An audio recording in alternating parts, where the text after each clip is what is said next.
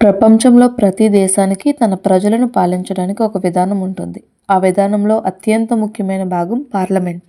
Parliament అంటే ఒక దేశానికి చట్టాలు చేసే ఒక యంత్రాంగం. ఇక్కడ ప్రజల ద్వారా ప్రత్యక్షంగా మరియు పరోక్షంగా ఎన్నికైన ప్రతినిధులు కలిసి దేశానికి సంబంధించిన నిర్ణయాలు తీసుకుంటారు. ప్రపంచంలోని ప్రతి దేశం చట్టాలు చేసే విధానం వేరువేరుగా ఉంటుంది. ఈ వీడియోలో 20 దేశాల పార్లమెంట్ల గురించి సింపుల్గా తెలుసుకుందాం. జర్మనీ పార్లమెంట్ 2 సభలను కలిగి ఉంటుంది. బుండెస్రాట్ అనబడే ఎగువ సభ, బుండెస్టాగ్ అనబడే దిగువ సభ. చైనాలో పార్లమెంట్ను నేషనల్ పీపుల్స్ కాంగ్రెస్ అని అంటారు. ఇక్కడ ఒకే సభ ఉంటుంది. ఇది కమ్యూనిస్టు వ్యవస్థ. భారతదేశంలో పార్లమెంట్ను సంసద్ అని పిలుస్తారు. 1 లోక్సభ, 2 రాజ్యసభ. కెనడా పార్లమెంట్లో హౌస్ ఆఫ్ కామన్స్ మరియు సెనేట్ ఉంటాయి.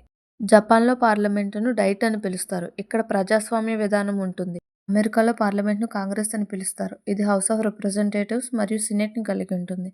బ్రిటన్ యొక్క పార్లమెంట్ హౌస్ ఆఫ్ కామన్స్ మరియు హౌస్ ఆఫ్ లార్డ్స్ను కలిగి ఉంటుంది. ఇక్కడ ప్రధానమంత్రి అధికారాలు ఎక్కువగా హౌస్ ఆఫ్ కామన్స్లో ఉంటాయి. రష్యాలో పార్లమెంట్ను ఫెడరల్ అసెంబ్లీ అని అంటారు.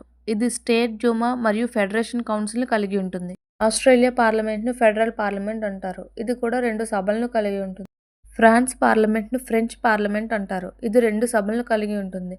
ఒకటి సెనేట్ అనే ఎగువ సభ మరియు నేషనల్ అసెంబ్లీ అనే దిగువ సభ. ఆఫ్ఘనిస్తాన్ యొక్క పార్లమెంట్ను షోరా అంటారు.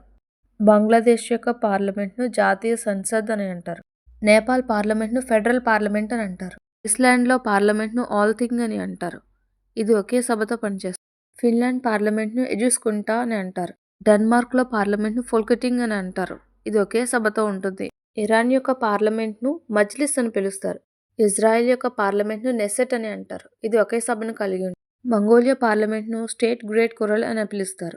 నార్వే యొక్క పార్లమెంట్ను స్టార్టింగ్ అని పిలుస్తారు. ఇది ఒకే సభను కలిగి ఉంటుంది. పాకిస్తాన్ యొక్క పార్లమెంటును పార్లమెంట్ ఆఫ్ పాకిస్తాన్ అని అంటారు. ఇది 2 సభలతో ఉంటుంది. నేషనల్ అసెంబ్లీ మరియు సెనేట్. స్పెయిన్ యొక్క పార్లమెంట్ను కోర్టెస్ జనరల్స్ అని పిలుస్తారు. ఇది కాంగ్రెస్ ఆఫ్ డిప్యూటీస్ మరియు సెనేట్ని కలిగి ఉంటుంది. ప్రపంచ దేశాలన్నీ వేర్వేరు విధానాల్లో పార్లమెంట్లు నడిపినా లక్ష్యం మాత్రం ఒకటే, ప్రజల కోసం పాలన.